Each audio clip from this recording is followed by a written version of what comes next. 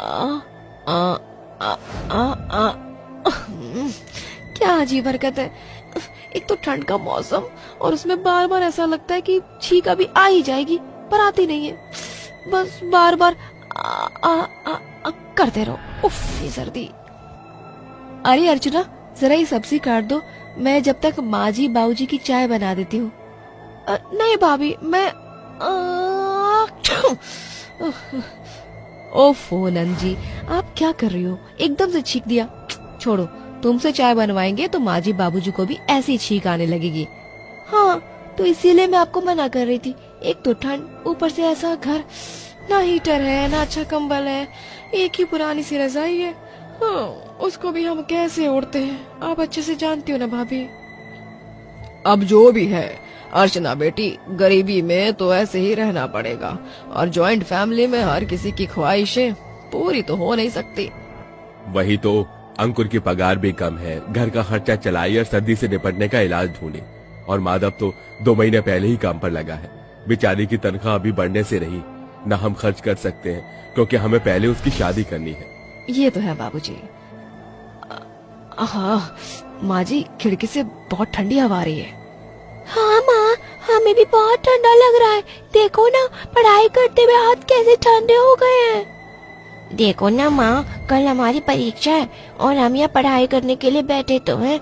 कितनी ठंडी ठंडी हवा आ रही है हमारे घर में। आप कुछ करो ना जिससे हम पढ़ाई कर सके।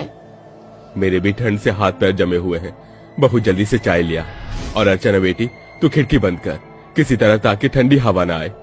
और बच्चों, तुम यहाँ इस रजाई में बैठ जाओ जिससे थोड़ी ठंड कम लगेगी। जी बाबूजी। फिर अर्चना एक गत्ते से खिड़की बंद कर देती है। इतने में बड़ी बहू चाय बनाकर ले आती है, जिसे सारा परिवार पुरानी रजाई में बैठकर पीता है। आहा, चाय का मजा आ गया।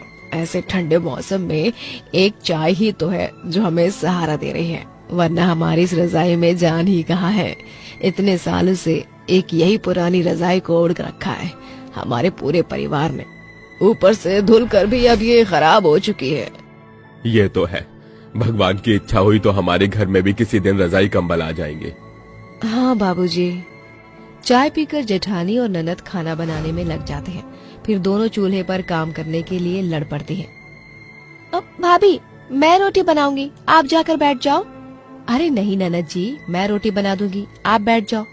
नहीं भाभी, आप बैठ जाओ ना, आज आप भैया के साथ खा लो। मुझे पता है आपको चूल्हे पर हाथ पांव सेकने हैं अपने।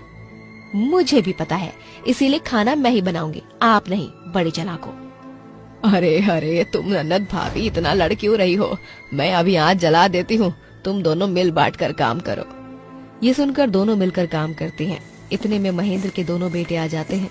अश्विनी आग जलाने के लिए आंगन से लकड़ी लेने जाती है तो वहाँ कुछ नहीं मिलता है। अरे बाप रे बाप, वहाँ तो एक भी लकड़ी नहीं है। अब आग कैसे जलाऊंगी? मेरे भी हाथ सुन्न हो चुके हैं और वो दोनों तो काम भी कर रही थी। कम से कम थोड़ी राहत तो मिलती है उन्हें और हमें भी। क्या हुआ माँ, आप परेशान लग रही हैं और कितना कांप रही हैं? बाहर क्यों गई थी? आप बहुत ठंडी हवा चल रही है आज। अरे माधव बेटा, अर्चना और बहू बोली आग जलाने के लिए, बस लकड़ी लेने गई थी, लेकिन वो खत्म हो गई है। अब ठंड में ही रहना पड़ेगा। माँ, मेरे पास कुछ पैसे पड़े हैं, हीटर खरीद के लिए आता हूँ। नहीं बेटा, तू पैसे खर्च मत कर, तेरी शादी के लिए चाहिए। तू जानता है हमारे पास फूटी कौड़ी नहीं है, हम सर्दी बर्दाश्त कर लेंगे। माँ, बहुत भूख लग रही है, जल्दी खाना दे दो। अरे डॉली, खाना बन गया है तो ले आओ, बच्चों को बहुत भूख लग रही है। और और ठंड से तो हालत दुर्बल हो चुकी है। अजी बन गया, आप सब बैठ जाइए खाने के लिए। फिर सभी लोग ठंड से ठिठुरते हुए खाना खा लेते हैं। इतने में सर्दी की इतनी तेज हवाएं चलती हैं कि खिड़की से गत्ता निकलकर गिर जाता है और ठंडी हवा आने लगती है। माँ, बहुत ठंड लग रही है, जल्दी कुछ करो ना।